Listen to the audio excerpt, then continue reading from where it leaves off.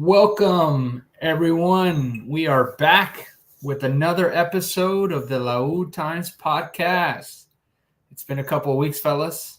We were on a small hiatus, looking to hopefully receive some good news from our squad, from our club. But unfortunately, it's been slow. A lot of things happening at Tigres, but nothing really at the same time, on the men's side at least. Um, Checking in, fellas. Dennis, how are we today? Well, I've finally kind of recovered from camp. And by camp, I mean all four of them that happened in the span of like 3 weeks. So happy to be back. It's been a minute, but we have a lot of to talk about. But you're right; it all took too long for it to all kind of come together, and that's not really a good thing. So Absolutely. Edgar, Double O Nation, you've been getting a lot of traction lately, man. You're gonna become one of our sources pretty soon here as an insider for Tigres. How are we doing today? Doing good, doing good. Been staying on high alert, see if anything happens. For the men's side, not much. For the women's, a lot of movement, and we'll get into it. honestly, can we just spend like 35 minutes talking about the away kit and just call it a day? I feel like that is enough in itself. Just keep it on some positive sentiments. Yeah, I mean, we can talk about every minute detail in that jersey, and I think that everybody would be happy. I don't think anybody would be against that for sure, especially with how our offseason has been going. But let's go into more of a positive aspect. Uh, Amazonas recently achieved Campeón de Campeones after defeating Rayadas in a great game. I think many people have been calling it probably the best Clásico as of yet. Um, First impressions, fellas. Edgar, we'll start with you. As far as a 3-2 victory coming back, especially after being down 1-0, tying, and then going up, and then being tied, and then eventually going up and taking the lead. Yes, I only got to watch the highlights of that game. I know it was not accessible to everyone. I was one of those people. But from the highlights that I did see, we played really well. There was a lot of improvement compared to how we closed out the season. This team looks like they're hungry. They were ready. The passion of the Clásico was definitely there, and that was a good driving factor that you could see in all of the players that were on the field. And it's good. We got another title out of it. It's good Dennis, stuff. Dennis, did you get a chance to watch it? Yeah, I did. I was able to sneak in like a free hour on the Fox Sports app. So I was able to swing it, and then I had to go to bootleg YouTube and figure it out. But no, I was really pleased, especially with how kind of chess matchy the first leg was. It was a lot more slow and a lot more like, just tense. And this was like the perfect response to that on both sides too. I mean, you gotta give credit to Reyes for like making it like interesting. Like 5 goals after nothing happening the first leg between both teams is really awesome. Definitely some improvement with like our pressing and some positional stuff that's been happening. So hopefully that continues throughout the season. It's nice to like start with a Clásico to kind of like hopefully just build off of that as the regular season gets started. Themby was great both legs, like unreal. Like you could tell the difference in when she came off the field in the first leg and how like non-existent the attack was after that. We were null after that. Yeah, and then she played all of, I think most of not all of this second leg, most of it. She came off late, but she was just as, if not more, influential on Monday night. And then Annika was incredible, especially the second leg. I say this all the time. We're not the same team when she's not there. Like just her passion, her energy, her good play on both ends because she's such a great defender. And then like on Monday, she was like everywhere forward, like making great runs, making good passes, all of that. And so when she's been hurt the last few times here and there in the last year, you can tell there's a difference on the right side. And so having her back and having her at her 100% best just elevates our chances every single game even more. So those are the two standouts to me. I mean, there's other other players that did well as well, but Thembi and Annika were unbelievable in my eyes. I counted 2 nutmegs in the first leg and 2 in the second leg by Annika. And I think that it goes unnoticed how much she can contribute offensively because she can play multiple positions. And at UCLA, she played more of an attacking role. And, after she went to PSV, where she was turned more into a fullback, I think, she can play on the left side for us, on the right side. And, she definitely looks healthy again after having that injury last season, which sidelined her for quite a bit. She's going to be a player that we're going to rely on this season, especially with the departure of now Hannah going back to America Femenil. Um, Talking about how Thembi, had just had a great 2 games. I think that's another player who we expect a breakout season this, upcoming season, especially with having one under her belt when she arrived last season. So lots of positive things, lots of transfers. We have, the Portuguese defender Ana Seca. I hope I said that correctly. Jimena Lopez, the left back from Olympic Reign, which was also at Sevilla. We were bringing in La Chata Hernandez to add some depth there in the midfield, which I thought we were going to have some minutes there to showcase there in these 2 games, especially having played for Mila Martinez at Juarez.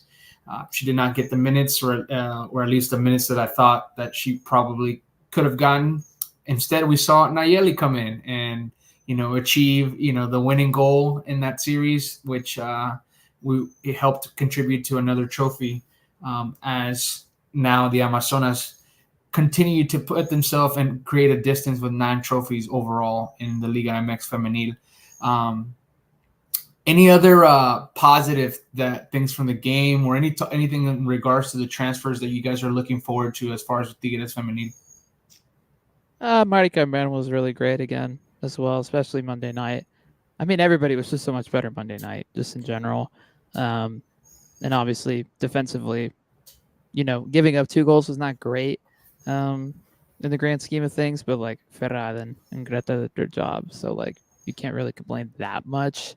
Yeah, pretty solid. I wish Jenny was playing higher up the field. I know I'm going to speak for Lou because she's still dropping a little bit too deep, and it's just like, why? Like, she's not a midfielder; she's a forward. But it was nice to see. I will give Mila credit for this. It was nice to see her start with the Alison and Jenny partnership as opposed to Mayor, because you could just tell that, especially in the last season, like Mayor and Jenny was not working at all. So it was nice to see a difference there. And then Mayor coming in like in the later stage of the game, like that's fine, And I think that comes down to Alison can chase the ball around more freely. She's more athletic. She's younger. Stephanie Mayor has to have the ball a little bit more at her feet. Alison doesn't. And so when you run into both Jenny and Mayor having to have the ball and, get into that distributor role, it has the attack, sort of stale. So I think that's why she chose Alison. I think Alison hasn't had, didn't have the greatest of games in both of the matches. But I think that she is definitely going to be the starter heading into the season. And I think Mayor could be someone that comes off the bench and definitely adds to the attack with more or less minutes and, having more precise moments and when to attack, especially with not as tired legs. Going back to the point with Jenny, man, I think, we spent most of last season and, even during the offseason talking about how she was playing out of position and Mila was playing her too far back. Now, after these last 2 matches, I kind of have to change my perspective there a bit. I think not a lot. I would say she does have a good at fault for how much she gets back. I think she just loves to be on the ball. And, we've talked about it. There's nobody else that steps on the ball like she does. She's able to pause the game. She's able to distribute the game. She just thinks so far in advance when she's making a pass that I think that at times when the attack is not flowing in a way which benefits her more on the offensive side of the field, she feels like she has to drop back and therefore creating a sort of catch up, in terms of her pace, because she's so far back playing with the ball, and she launches passes or through balls, and launches our offensive players forward. She's having to catch up, and even though she's a talented player, she's more on the age of, she's 33, so her pace is not what it used to be, and that's not really her style of game to catch up to offensive transitions. So I think that there has to be a balance, and awareness on her part, as well as the coaching aspect and the coaching managing that has to be done by Mila in order to push her into more positions of the field where it benefits the squad more. Because I think she got caught at times too far back, and therefore not able to contribute in the later part of the field, which is the last third of the field. Edgar, you mentioned one thing about having to catch the game and you weren't able to catch it. How how did it get to this? It took a long time for Fox Sports and Tigres combined to announce that was going to be the home of Las Amazonas in Mexico. And we still don't know officially where the men's squad is going to be showcased. And casually during the Amazonas broadcast, we were able to find out that Fox Deportes in the U.S. was going to show Tigres games, at least when they're home. And, for me, it's a wild scenario, to be in, because so much progress that has been made by the club in order to continue to expand the brand on both squads, on the men's and the women's. And to casually get that information during a women's game, while we're watching it via YouTube, at least what most of the people did, you got about an hour preview. Another way for you guys to, if you guys are not aware, if you have Xfinity or any cable provider, and you have the Fox Sports channel, you're able to log in via the app and be able to watch the Amazonas. But unfortunately, not everybody has that. If you have Fubo, you must have the bigger package that includes the Spanish channels. YouTube TV, you must have the additional channels that you have to pay for in order to have Fox Deportes. So it's not the best case scenario as far as our side of the border in terms of watching our squad. But what do you guys make of all of that? And what do you think the club lacked there, and what could have been handled better? I think the entire process could have been handled so much better. I mean, the day of the game, we were trying to figure out, hey, where are we going to watch it? There's been no announcement. There's been no communication. Come to find out, people that were very close to the organization also didn't know what was going on, or couldn't provide an answer. I'll leave it at that. But very, very frustrating, especially when we look back at the past year or so, and we'll say, okay, we came out with an English Instagram and Twitter accounts. There's been so much effort to try to connect with fans who are out here in the States, just to drop the ball when it comes to the one thing we're all here for is to watch the games, and nothing. Very, very heavily missed opportunity. I can't say this falls on just one person, but I feel like many people in the organization just dropped the ball on this one, and it's really, really sad, really, really unfortunate. Dennis, what do you think? It just screams incompetence. That sounds harsh, but that's kind of been the theme of the summer. Is what's going on internally? Do people know what they're doing within the hierarchy of the club? Because it sure doesn't seem like it. As far as we talked about it with the men's side, with how the Siboldi thing got handled, and now Sancho's out, and how weird that exit was, and now it's just Culebro and maybe 3 other people, running the men's side right now. It's what's happening there, and just a lot of not clear communication, a lot of guessing games, and that's a disservice to us as fans. Not just here, but just for all Tigres fans in general. I guess down in Mexico it's been fun because TV Azteca's done a good job of promoting the brand and promoting the team, to their credit. And I wish that they had something streaming here that we could just use that to watch the games with, but we don't, and it stinks. I mean, I have YouTube TV, so I'm going to show you guys what I have. So here's the thing. So you got Fox Deportes for the home game this weekend for the men, and you have to have the Spanish Plus add-on. That's an extra $35 on top of a $75 subscription already. It's like that's a lot of money per month to try to watch Tigres. The very next game. Sorry, right there. TUDN. Right? It's like week of the season, the first week of the season. I understand if like we get this announcement like last month, but like we have a game on Saturday. Why do we find out on Monday where the heck we were going to watch the game? It just bothers me so much that the very basic necessary things that need to get done and need to get communicated are not like that. But we've gotten plenty of other, advertising for this Clásico Regio in San Antonio. That's a week before the actual Clásico Regio in the league. So now that Clásico Regio doesn't matter. I don't want to hear about that. I want to hear about where I can watch all the other league games. It's like it drives me insane. It absolutely drives me insane. The only thing that we knew going into the season is where we were going to watch the Leagues Cup on Apple. That's all we knew. We knew where we were going to watch 3 games out of an entire 20-plus odd season, half season. That's not acceptable, man. It's just really not. And so, again, it just screams incompetence. And I guess we kind of have an answer now, but like, you also chose one of the more inaccessible things for a lot of people. Mm-hmm. And I think just to map it out, and this is just speculation, obviously, I don't think they truly can announce like where they're going to stream the home games, at least. You showed the Atlas game on your app. It's an away game. So that's why it's shown on TUDN. Atlas games are shown on TUDN. So for the most part, our away games will be able to catch on TUDN or VIX because of the partnerships that those teams have with TUDN in Mexico and therefore have it in the U.S.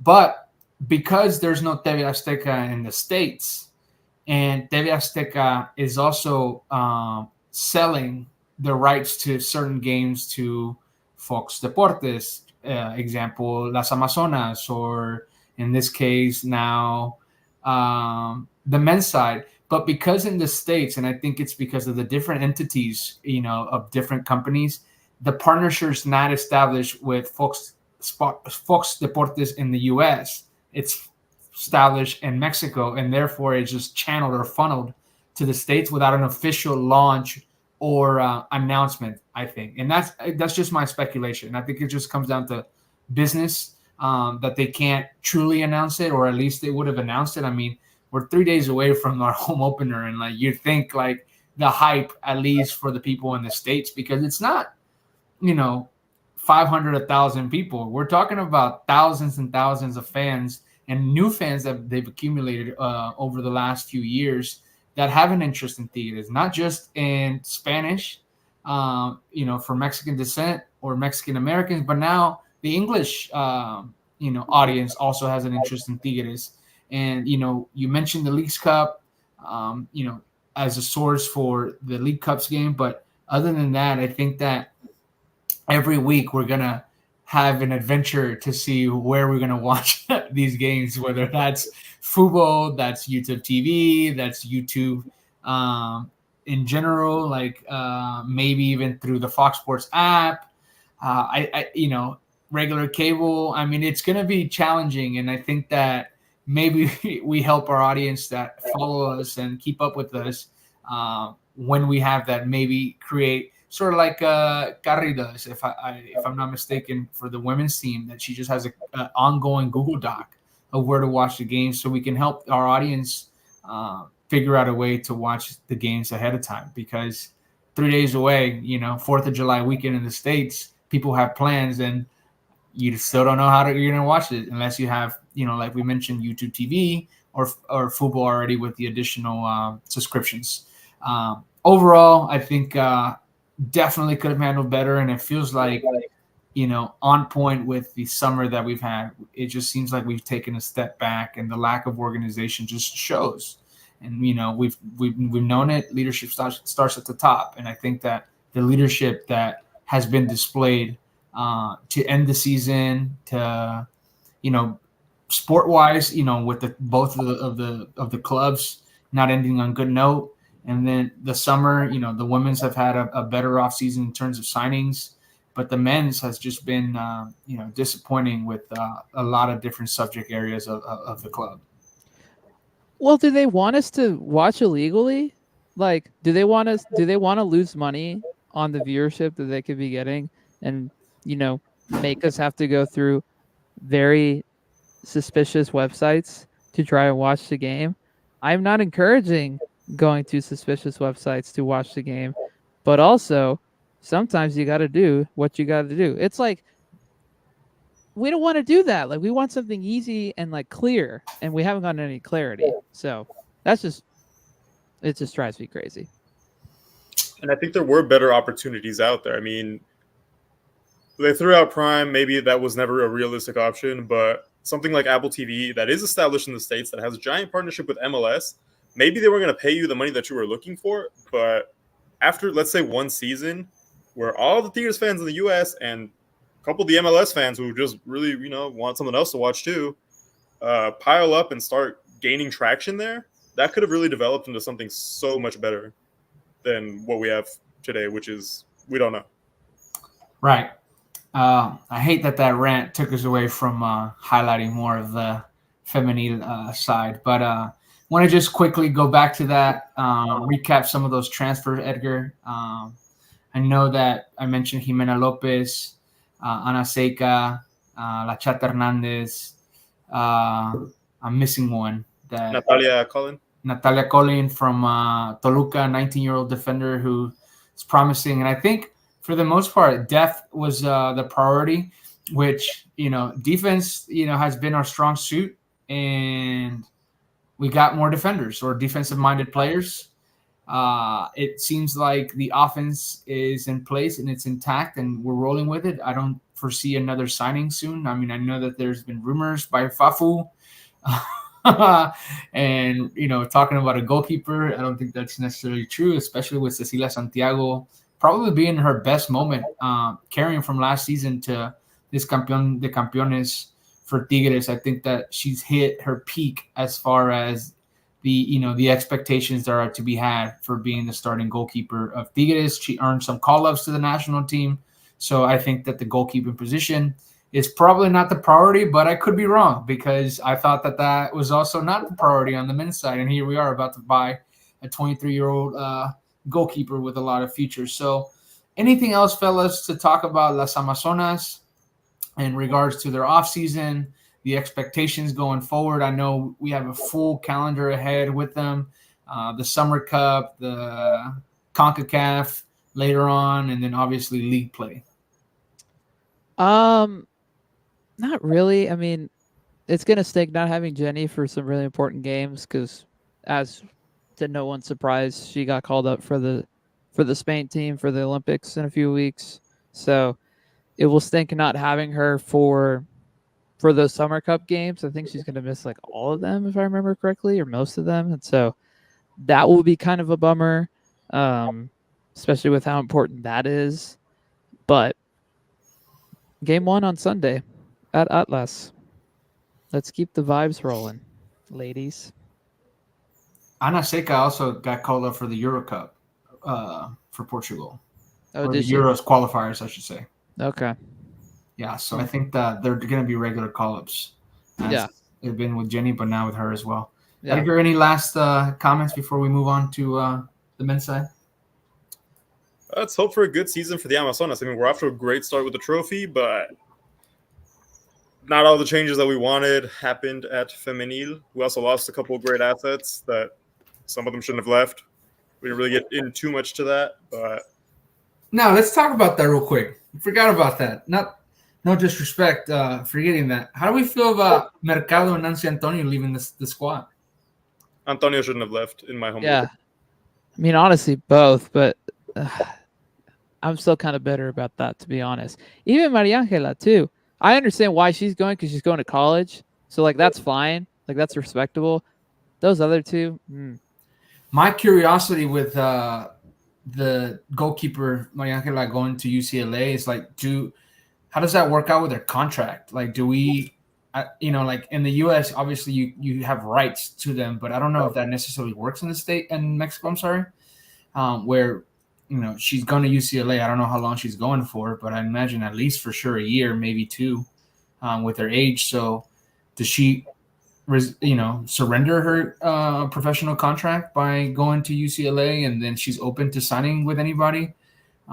That's my only concern there, and I'm definitely hopeful that she, returns to us because she had quality already, and there's one thing you can't teach, and it's height. true. She is quite tall. Anyways, both of you guys, chiming in, Edgar, my man, our other Edgar friend, best Clásico since the beginning of the league. You're right about that, my friend. You guys both said Nancy Antonio shouldn't have left. And then, Dennis, you mentioned Liliana Mercado probably shouldn't have left either. Talk to me about that. Man, I just hated the circumstances more than anything. Like, with how weird last season ended, the calls for Mila to go, and then obviously her getting the support, and then just kind of the vibes, It felt like somebody was going to get sacrificed, but especially two players who have been around for a long time and who have contributed a lot. I don't know. It's like, you're just parting with an old friend. It's tough. And one of them going to your direct rival, which is Nancy Antonio to America Femenil. Yeah. It made sense from a coaching aspect, right? Not that I support it with what Mila decided, but Nancy Antonio did not get much minutes last season. Yeah. Mercado started, though. And I think that she could have transitioned to the bench, especially with leadership. She's good at set pieces. She could have given you 20, 30 minutes of, good football. And I that's where the one where like I have more trouble with the decision of her going to, especially Juarez. I think Juarez is definitely stacking up pretty nicely to compete this upcoming season, and they have honestly quite a bit the last few seasons as far as stacking their roster. But I that's the one that to me that I couldn't wrap my head around again because she could have transitioned to the bench.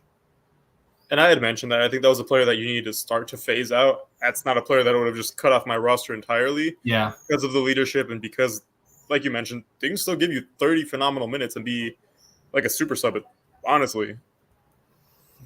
And, the unfortunate thing with that, it's premonition to what's going to happen to our men's side with some of our players.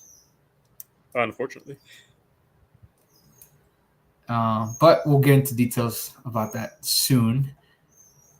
I know I've asked this already, but any additional comments before we move on? Shout out Las Amazonas for being the best squad in Mexico and demonstrating it once again. Campeón de campeones. Now, going back to more of a little bit negative side of things with the club. The men's side. Fellas, I'm wearing the jersey that we got schooled in on Sunday against America Femenil. I don't like the narrative that was created that it was the C team and the B team of America. They had some absences, but it's not like it was absences that, couldn't have been replaced by their bench and their depth. They are stacked. America is stacked. That's why they're back-to-back champions, the best, club in the history of our league, on a run, and they competed all last decade with us, and, they were there head to toe, or toe to toe, I should say. And I didn't like that narrative. I understood the idea behind it, but I still was in agreement with that narrative. 2-1 loss in the Campeón, or not even Campeón, the Campeón, Supercopa. It's just a made up match because it was already scheduled. So, got to play it for the calendar and for money purposes. Yep. Impressions, fellas, on Paunovic taking on our squad to his first loss of his tenure. Not pleased. More of the same. You honestly could have told me, hey, Siboldi's right there, and I would have believed you. Yeah. Played exactly the same. No changes whatsoever. And now, considering the fact that Paunovic did do the preseason with these guys, because Siboldi only coached the first day, if anything, and then these guys were on their own for, 2 or 3 days before it got announced that Paunovic was in. Coach Gignac. Coach Gignac was, doing his thing. But yeah, he had a preseason. He got to get familiar with these guys. Allegedly, the narrative that we are also hearing is that we haven't signed anybody because he's getting to know these guys. That's a whole other thing, but we didn't improve. We did nothing. We played just as bad as the same way we closed out the season. And I think we only had, the first 15 minutes of good signs, but that's something that, like you mentioned, it's not something out of the, it was something that we were used to. Under Siboldi, we had some 15 to 20 good minutes in the match. And I think this case, under Paunovic, it was the first 15 minutes where we looked good, we scored the goal, and it looked like we were going to be, on our way to possibly winning the little cup that was made up. But Dennis, what do you think? Well, as somebody who only watched about 10 minutes of the game because he was at camp, which by the way, I'm glad I'm back from camp because everything bad has happened while I'm at camp. Like the Mavs getting absolutely trounced in the finals, and then, Tigres getting,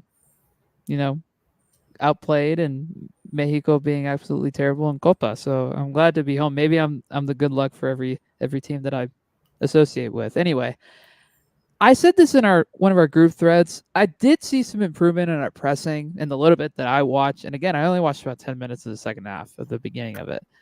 And I did like the aggressiveness that we had. That's something that I didn't really see, especially towards the end of the season. A few weeks ago or a few months ago, and I was very critical of that. Like second halves were really hard to watch, especially those two Clásico games in Liguilla. Those were really difficult watches. At least there was a little bit of fight there, at least in the beginning. Maybe it waned off when I couldn't watch it anymore, which would be totally on brand. But when you have the roster be the literal exact same, no changes one way or the other, it's like, what do you expect? It's like you still have glaring issues at center back. You still have a midfield that's not particularly the most compatible. The only good thing is that we had BCG finally, that was nice to see. But then you had freaking bum Quiñones being horrible again. It's like, I'm ready for Marcelo to be back. Hallelujah. And Lainez. I'm glad Lainez is training again. And Osea was better at his 20 minutes apparently, so when nothing changes is it's insanity. It's expecting, what's the definition of it? Expecting the same thing to happen over and over again when the results are the same. It's insanity. Obviously, Cordova starting was positive, playing alongside Brunetta. The offense looked quick. Him being out wide, obviously not his favorite position, but still manageable in terms of getting involved in the game. But the surprise to me was, you mentioned Osiel Herrera looked good for the 20 minutes that he played. How did he not win that position during the preseason? That's what bothers me. Is it on the player? Is it just a necesidad on the coaching aspect to be in love with Quiñones? And, because every coach has initially started Quiñones to start their tenure. It happened with Piojo, happened with Diego Coca, happened with Chima, happened with Siboldi, and now with Paunovic. He doesn't give up his spot until later on in the season. And we know what you're going to expect out of him. You had Osiel Herrera. So that's what bothers me. Like, if the player did not have a good preseason, was he, didn't showcase his best ability, whether that's through effort, through skill. It just seemed that, if he came off the bench when he's a young player, a U23 player who had potential to be a senior national team player, and he's coming off the bench for Luis Quinones. Very confusing matter for me. The only thing that gives me some glimmer of hope, and this is thinking way down the line, is that I feel like that when Nahuel comes back and when you have a foreign spot taken up by him in the goalie spot, because we have the luxury of having an extra foreign spot in the outfield with Felipe holding it down. You're not going to have that when Nahuel's back. And so something is going to have to be sacrificed. And to me, the easiest one is you slot in either Marcelo or Osiel or Linus into Quinones' spot. You keep Sebastian and Brunetta there and you figure it out. That to me gives me hope that about midway through the season that's going to happen. So, yeah, and you talk about the familiarity that the coach probably should have, especially with doing the preseason, Edgar. There's some rumors, obviously, circling as far as like signings that could possibly happen. More fast-paced or looking to happen, as in maybe even tomorrow from some of the reports that we've seen. Fernando Tapia from Querétaro, which was on loan at Querétaro from America, had a great Leagues Cup, had really good showcase of being a PK saver. Looks like he's going to be at Tigres, and Ortega is the odd man out there, especially after being Felipe Rodriguez being renewed. And then Eric Lira, a guy from Cruz Azul. Now Romo is on his way out of Monterrey and possibly in Cruz Azul, which Paunovic has, had his target on him. But it comes down to the familiarity with the squad. How long do you think until we get more signings for our club? I give it match day 3 or 4. It's probably when we'll have the next one. Last update that I have from Vladimir Garcia is that Tapia is on his way to Monterrey. He should be there tomorrow morning, sign his contract, and that'll be the official announcement then. But so you're telling me after Leagues Cups we'll have our players? Don't we play the first 4 matches? First 4 matches and then Leagues Cup. So we'll have them at the start of Leagues Cup. I'll say that. And then they'll play like crap because they missed out on the preseason in the first 3 games. So we know for sure the new rule of the minutes for the young players is going into the effect. What a dumb rule that is, by the way. Good Lord. So that's why I think these guys are targeted, right? Fernando Tapia, 23. I think Eddie Lira is like under 23. Probably Fierro is not going to be cut out for moving forward for Paunovic. Eddie Lira is more dynamic. He presses more on the ball than Fierro does. Probably has a little more grit to play in the midfield than some of our players, especially the aging players that we have like Vigon, Carioca. So I think that could be a possible good signing.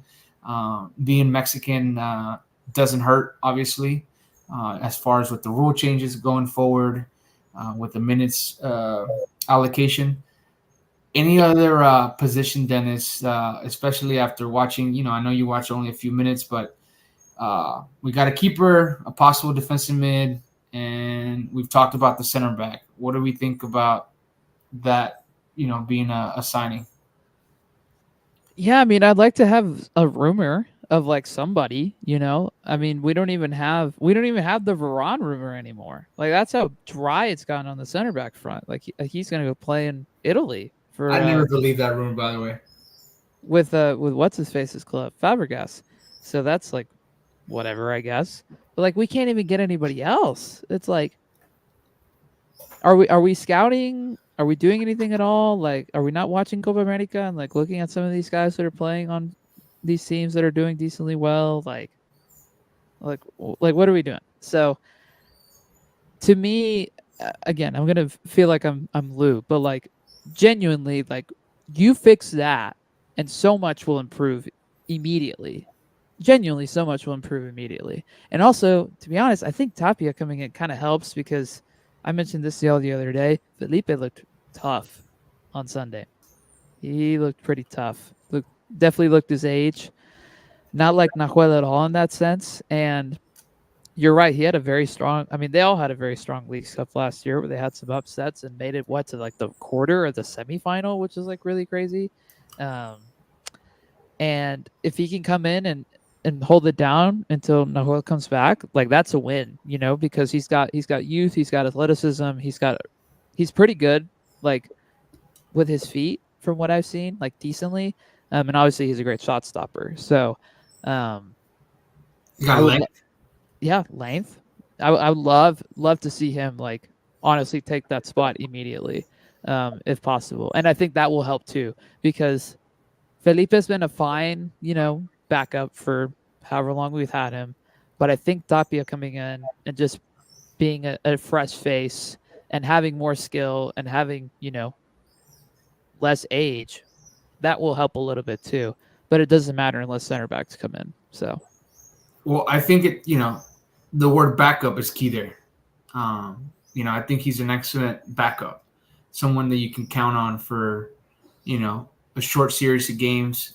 Obviously due to an injury, a suspension in this case, but I think with Nahuel out and then the phasing out that's probably going to be happening soon with the non-renewal of contracts for our legends. I think that it's a future bet as far as the rejuvenation of our squad. Edgar commenting and chiming in on StreamYard. I feel we're stuck because of the foreign rule. You're right, my friend. The foreign rule, and I've said it because of the um, coaching carousel that we had over the last 2 years or so. I think that that's put a big dent into the planning aspect as far as what our team looks like, because every coach has brought in either their players that they've liked, and the next coach inherits the players, but because of contract and business being done, like you can't just get rid of players immediately, especially not in the league, in like the Mexican league. I wish it was as easy as buying out players, and I think that that's something that they should explore with Luis Quinones, especially Luis Quinones, because he's got less contract length than Samir. Samir has two. His expires in 2026, but Luis Quinones in 2025. So I think you can buy out Luis Quinones' contract and bring in a foreign player, but unfortunately, I don't think that's going to happen. So yes, I think we are stuck, my friend. I think that we're definitely in a position that is not favorable as far as the foreigners that we have, the positions that we have, and as well as the coaching carousel that hurt us in the planning aspect of it. What else? What else we got going on at Tigres? You talked about Sancho leaving. How do we feel about that? about Relieved. time. Relieved. Relieved. About time. Quinones is like the number one person that we are all insisting needs to be offloaded. Sancho was right behind him.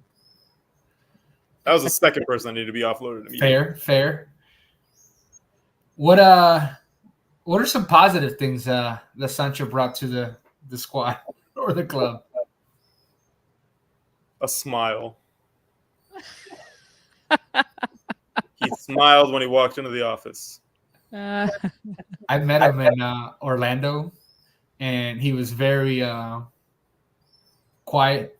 Just the personality that he gives off, just like it. I was in the press box to cover the game for the CONCACAF against Orlando the first time around, and I said hi to him, and he just like waved, didn't even speak to me. I've also met him at the airport. I don't know if it was 2015, 2016. And asked him to sign my kid, former player. And he just looks at me like I'm weird, or like why are you asking me for the autograph? When you I thought you were a club legend. Sign it, please. And he did. He was nice about it.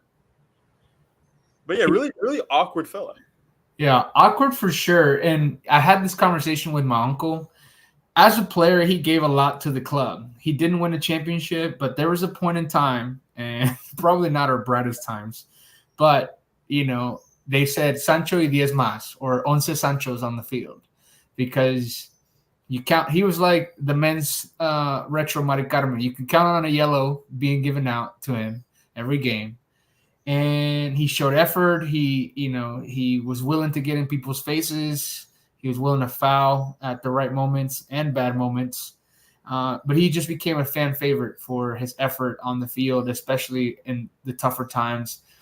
At first, when he first got here, because he had 2 stints, he had good clubs. But then the second time around, he didn't have a good squad to play with. But anyways, I think as a player, he did some great things, as far as sticking up for our organization and being the captain and the leader of good teams, bad teams, and then transitioning to that role because he's considered Tuca Ferretti's son. And, Tuca has made it publicly known multiple amounts of time that, Sancho is his, soccer son. And he transitioned into that role because I think it was a minimal role when, that position he took on the position, especially with Ingeniero Rodriguez being the president, Miguel Angel Garza being the vice president, handling all the negotiation, everything as far as the decision-making, along with Ingeniero and Tuca Ferretti at the time. So I think his role was just minimal. I think he handled maybe scouting here and there, being somebody that they could trust to, speak to players, help in the negotiations, but not being the key player in that aspect of being the front man, of being a sporting director. So I think that ultimately, both of you guys commented on it, one, about time and relieved. I think that, a figure of a bigger statue needs to be the sporting director at the end. Somebody that's not afraid to speak to the media, somebody that's not afraid to let his presence be known amongst players, amongst other club owners. And I think that that's where he lacked as a sporting director, is just being a better face for a club, especially with all the success that we had over the last 12 years. So 13 years. So a missed opportunity by him, I think, but nonetheless, thank him for his efforts, whatever they were, and whatever signings he took a play in, which we had a lot of great signings, and hopefully he had a role in them. We need to talk about subject change. We need to talk about these awards that our players won, because it's kind of funny that midfielder turned center back Pizarro was the best defender in the league. Kind of funny, to be honest with you. And Angulo being the best left back. Yeah. I can get behind the Brunetto one because he was good. Especially at Santos. Especially at Santos. But the other two, it's like, okay, sure. I mean, we'll take it, but it's like, okay. And the irony would be because our defense wasn't great. It's been horrible. Like, why? Avaya got robbed too again. Who do they compete against in those positions? I don't remember. I think Jesus Orozco was the other one for defender. Oh, that's terrible. Yeah, which, I mean, he's good. I'm not gonna lie, but I mean, it should have been Lichnowsky against Pizarro. Yeah, honestly. Like, I mean, as much as it pains me to say, yeah. And left back, I can see Angulo, even though as a whole the defense wasn't great. I think that there's not many left backs. I mean, Arteaga just got here. I consider him a better left back, but more so for his offensive skills, not so much. Maybe not after that Copa performance he just had. He was dog water in those 3 games. Dog water. Okay, also, speaking of Lichnowsky, what was the report that came out today about that? That, like, America, like, probably is going to sign him on a permanent? Is that what I saw? Yeah, Gibran Aranch went back to them and is trying to negotiate a contract for him to stay. I don't know who pointed it out. Gibran Aranch. Yeah, and he's got 6 months left on his Tigres contract, so it actually kind of would make sense. Hey, loan him to us 6 more months and then sign him whatever free. Bro, if they loan him out for the next 6 months, like that is just terrible business. You paid half his salary while he was at America already. Yeah, And you're telling me you have to get some money. yes, especially with the performances that he's had. If not, you force his hand and you make him come back for 6 months, even if you don't play him. Yeah, even if you don't register him, because I mean, at this point, can we? Probably not. Samir played, Quinones played. Those are the two that we want out. But So- you can still pay those guys and register Lichnowsky if you really wanted to, and just not register them. Honestly, it would just be bad business if it's not like a sale. I don't care if you don't get. He's probably worth, because of his recent play, anywhere from 4 to 6 million. In terms of a transfer, the circumstances of having 6 months left on his contract, you get $2-3 million out of him, you call it a win. I agree, 100%. Especially when you paid half his salary, you're not even getting all your money back. You're talking about if you have a $3 million sale, you're making a $2 million sale at most with the wages over the last. How many seasons was he at America? Just one, right? 2. Who's bicampeón? Oh, 2. Yeah. Yeah. So tetracampeón, Yeah. personally for him. Yeah, that's not good business for Tigres if that happens. I wasn't opposed. I think that right now he's in better form than Samir, obviously. Don't think he was the solution either way, but if the opportunity is there to sell, take it. I agree. Anything else, fellas, on the men's side? What else we got? We talked about Sancho, talked about rumors, non-existent rumors. Well, I have 2 things. So one, we got to talk about Saturday in the home opener. But the other thing I wanted to bring up is, like, where do we feel like we rank, since we haven't done anything and a lot of teams have improved around us, aka America signing Eric Sanchez, right? Which is like, he should be in Europe, but that's Pachuca's fault. Cruz Azul, they got back Jorge Sanchez, who he's bad, and you mentioned they're about to sign Romo, but they got Giacomakis, who's incredible. That is a great signing. It is a great signing for them. Kudos. Santos has done some stuff. Toluca has done some stuff. It feels like half of the Rayados roster is like left, which is like kind of funny, for various reasons. 5th, 6th, 5th, in I my would say opinion. 6th. So what you got? Bill, list them out, Dennis. America for sure. Mm-hmm. Agreed. Cruz Azul. Give I think I'd lean that because good goal scorer will get you a lot. Who are the teams ahead of us? I lean Rayados 2 and then Cruz Azul 3. Okay, I'm just going no order. Pachuca's up there somewhere just because they won the Right. CONCACAF, and they've been doing really well with their signings. So that's 4. Right. I think Toluca got really good. Yeah, I did too. And I think, and I was gonna say, those to me are probably the top 4. Interchangeable, but I think Tigres falls at 5. I think, in my opinion, it's America, Rayados, Cruz Azul, and I think you could slide Toluca or Pachuca in terms of depth and players, and just showcase, and then Tigres falls somewhere in there. Yeah, maybe even 4 or 5. Yeah, that's probably where I think 5.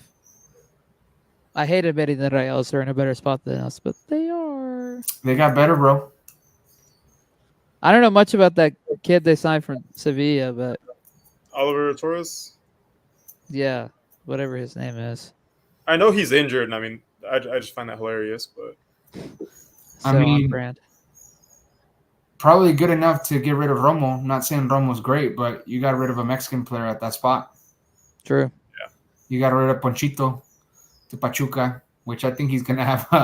I think he's gonna have a good season there. I think Almada is gonna bring out some skill there. Who was the other player that they brought in? They brought in Roberto La Rosa from Pachuca. Not ecstatic about that. Am I missing somebody besides Oliver Torres? I can't remember. I think Okay. so. They've But- had a lot of departures. Gallardo left Yeah. to Toluca. Yeah. Right. Yeah.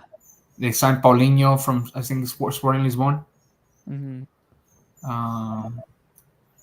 Yeah, if they didn't have the coach that they had, I think that they could compete with America for the league. But they're not going to. Cruz Azul's coach is excellent, and you True. mentioned goal scoring. I think they had the pieces around, and they got Montaño from Mazatlan, who's pretty good, and up and coming players. So it's going to be interesting. I think America has no competition though on paper, unless I know Luis Quinones left, but they have Eric Sanchez coming in, and there's talks about other foreign player coming on, Victor Davila, the Chilean, as well. So it'll be interesting, man. I think my expectations are just lower this time around. I think that I will be happy if we find a style and identity with Paunovic, and ultimately not completely phase out everybody that started the majority of the minutes this last season, but definitely a higher distribution of the minutes. I think that if Javier Aquino is not on, Jesus Garza is owed an opportunity. I think if Gignac's not on, for 50 minutes, like Ibanez is, deserves the coming in the 60 minute, not like in the 82nd minute. I think that, obviously with Quinones and Ociel, Lainez, whoever starts, whether it's Cordova or vice versa, I think that the rotation of players has to be emphasized more to have a more natural transition and phasing out of some of these older players than just straight off the bat or continue to run them into the ground, especially when you're trying to implement a higher press. Now, to that end, because of the minutes rule that the league is trying to impose, do we think that has an adverse effect on Leagues Cup? Because I wonder now if we bring out our best 11 for that every single time, knowing that we don't have to deal with that nonsense, and you're fighting for a trophy, albeit it's not the greatest trophy. Do you think that may be a thing? Because I kind of feel like in the back of my mind that may be more of a, we're not going to rotate, we're going to try to go more all out than maybe we did last year. But I don't know, maybe I'm stupid. My guess would be you play, obviously Nahuel being suspended, he's getting the starts. And I think that depending how the season goes, the first 4 matches, I think Ibanez is your guy to start there. And you go Ciel Herrera there, especially Luis Quinones is getting the minutes in the league. I don't know how that approach is going to be. To me, the Leagues Cup is I know it doesn't really, the prestige of winning it is not the best, but I think it gets you to the CONCACAF, which we already have our berth in. But I mean, it's just more showcase. It would get us a bye. If we win it, it would get us a bye into the round of 16. Oh, there we go. Instead of the round of 32. So definitely have to aspire to win it. Yeah. And they're going to bring out the best 11 against Miami. The Puebla game, there may be some more experimentation, I would imagine. But now that Gignac is healthy, I'm surprised. I guess he didn't have that surgery in France. Yeah. Or if he did, it was really quiet. No, he didn't. So you would expect that. I mean, there's no shot they're going to not have him start that game in Houston.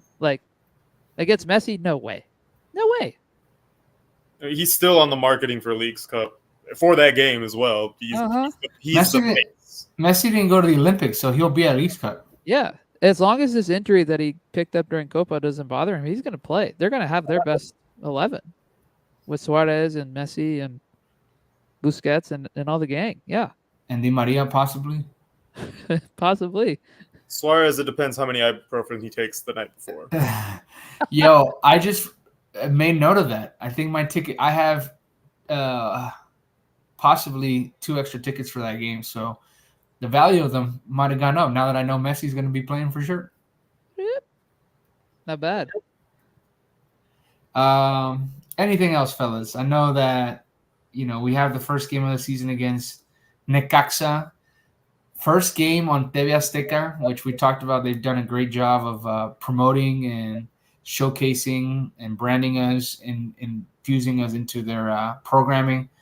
I think it's the start of something good as far as the image of the club down there.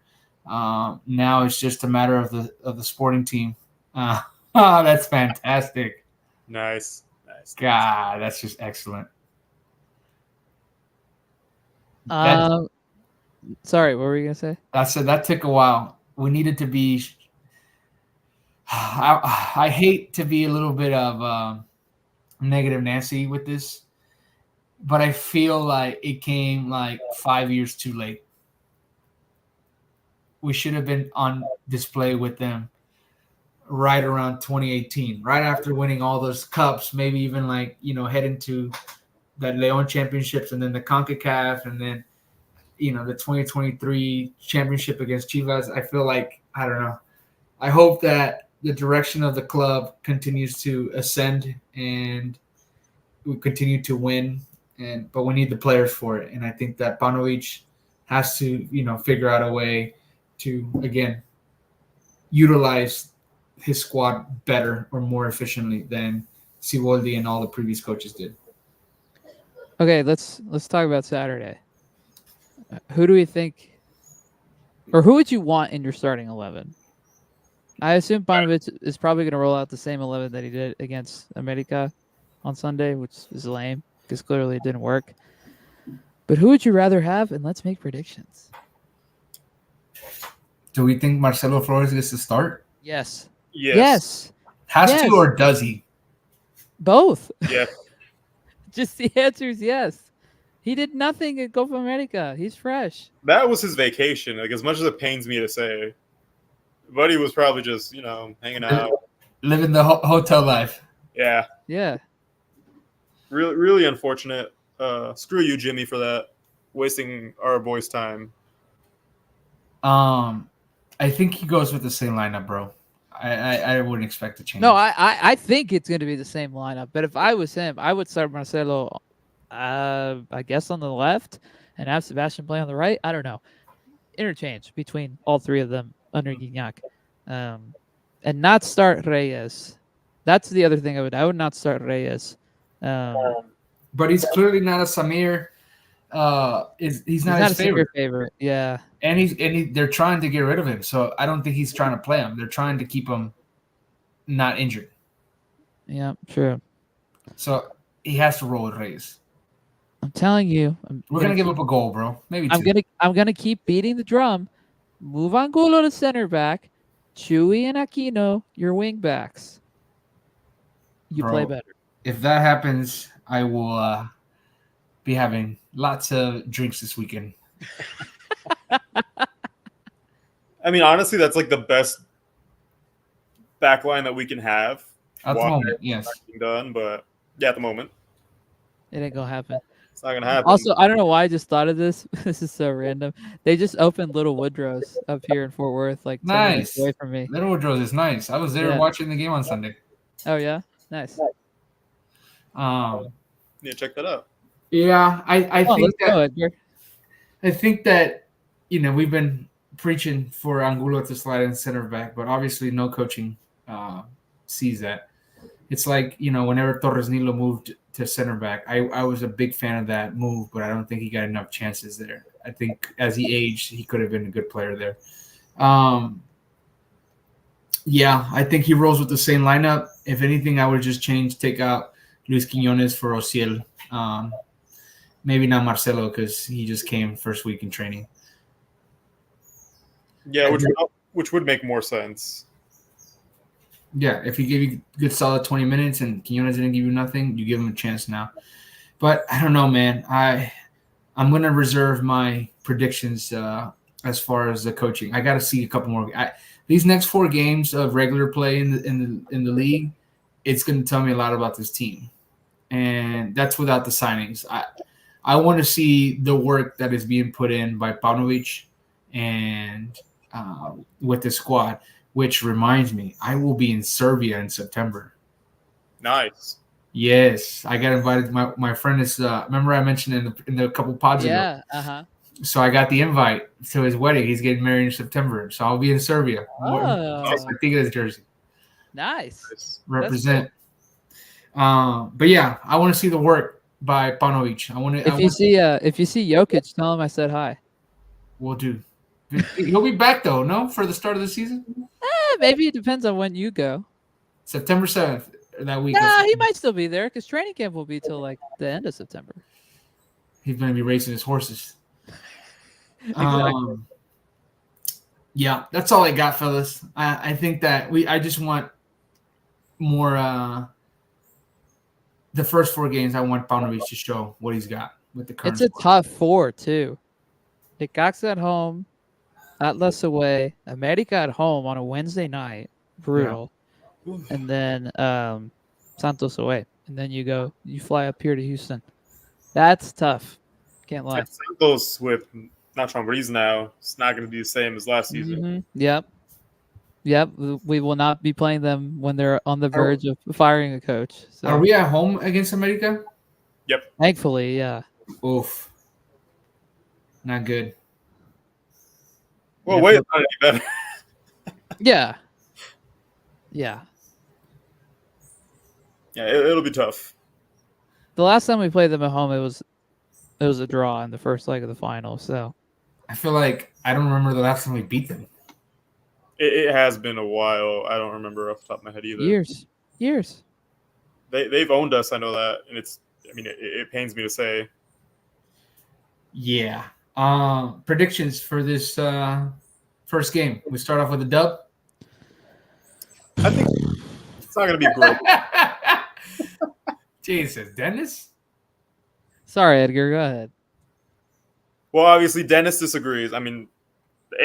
I'm just trying to be very, very optimistic. It's not going to be pretty. It's going to be a 1-0 goal at the 79th. We're going to rip our hair out for the first half. Good chunk of the second half. Okay. Dennis? The last time we played Necaxa, we destroyed them. Like, we absolutely destroyed them, 5-2. So I'll take my chances. I'll actually be hopeful. 3-1. Oof. That may be asking a lot, but Gignac likes to play against Necaxa. So I'll just leave it at that. I'm going 2-1 victory. Edgar's saying it's been 9 to 10 years since men's beat America. I think the only one that I truly remember is 2016 when we beat them in the championship. Mm-hmm. Yep. Okay, now can we talk about the kit? Sure. It's beautiful. It's stunning. I will be buying it the first day it comes out. Which one though? Because both are nice. Oh, the away one. I'll Away get the home one later. I need to get the away one like first day because I want to get the player edition, and I want to get Gignac's number on it. I have plenty of Gignac's jerseys now. I don't know if I can continue to get Gignac's jerseys. It's the last one. You have to. Oh man, I just thought about that. Yep. I actually just sent mine out today to get because I bought it here in the States through Adidas. Mm-hmm. I just sent it out to Monterrey to get it stamped on the back. Yo, I wondered, is there a place in Monterrey that does the numbers of like older jerseys, like that goes according to like the jersey? Yes. So when I got the last championship jersey, because I have Sebastian's name on it, and I got it personalized in March. Okay. The Innova Sport at Galerías, which is right by where my grandparents live, mis abuelos, they do it there. I think they have multiple years. I don't know how far back they go, but they're like, sí, tenemos del año pasado y del anterior y de yada, yada, yada. So that's a place you could get it at, and it's not that expensive, if I remember correctly. Like $20?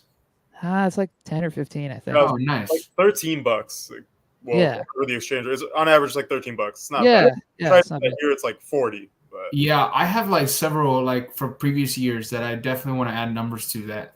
I don't really wear that much anymore, and they're just collection. But I definitely want to add a number to them, like especially with some of the more historical players. Yeah. Yeah. Well, there you go. Next summer in Monterrey. Should be in a few weeks. Nice. Yeah, honestly, I'm trying to go to that America game, but Wednesday. I mean, it favors me because I'm out for the summer with my job and just have to run my business.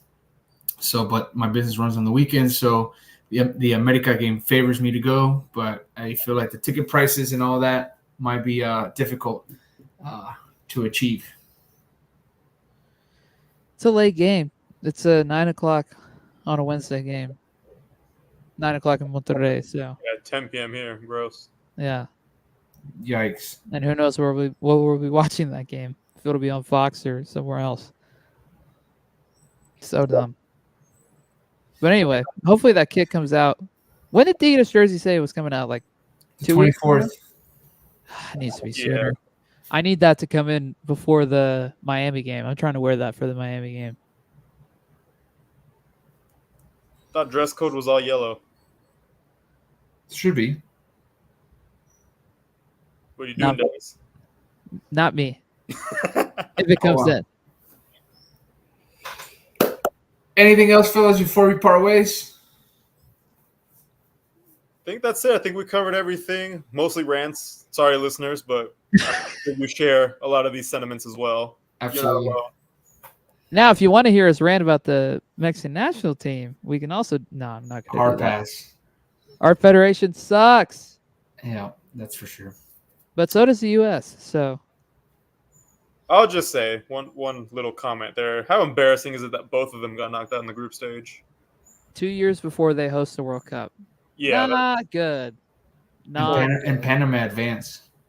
Yeah. not good. and Canada. And Canada. Canada got out of a group with Argentina and Chile. That is impressive. Yeah, props to them because I actually shit on them all last World Cup and they played bad. But Yeah, they did. They did. wow, And coaching, can help you, which both U.S. and Mexico does not have competent coaches. Correct. Cool. Well, thanks for tuning in, everybody. We had some people watching, and Edgar, thank you for not this Edgar that's recording me, but the other Edgar. Thank you for chiming in and sending us your comments. And thank you for everybody for tuning in. Like I mentioned, I hope you guys continue to follow us. We are going to be launching soon on a platform called Goals TV. This episode you should find on there after we finalize some details there. But the upcoming episodes for the season would also be on that platform as well as their social media channels, Goals TV. Give that to you precisely so you can give them a follow. But yeah, thank you. And we look forward to continuing to give our best analysis when it comes to the squad. But yeah, looking forward to a new season, and hopefully we get some positive results under Paunovic, and in the league and the League's Cup, and everything that we have moving forward. But Goals TV, Goals spelled GOLZ _TV. Give them a follow. That's where you're gonna find us. And yeah, anything else, fellas, before we part ways? thank you guys for listening. Please interact with us when we're on live. You can click our StreamYard and you can comment as well. And we just got Hold yes, comment. Hold Dan, on. go and read it. Buena mira. Thank you, Lou. I hope Lou was watching this entire episode instead of recording with us. Dude, that's a great way to end. Shout out Lou. Shout out shout out our boy Alfred for moving back to Texas and also living his best life on vacation right now. Yeah, at the beach, my man, loving it. All right, fellas, you guys take care. We'll see you guys next time. Thank you, everybody. Ciao.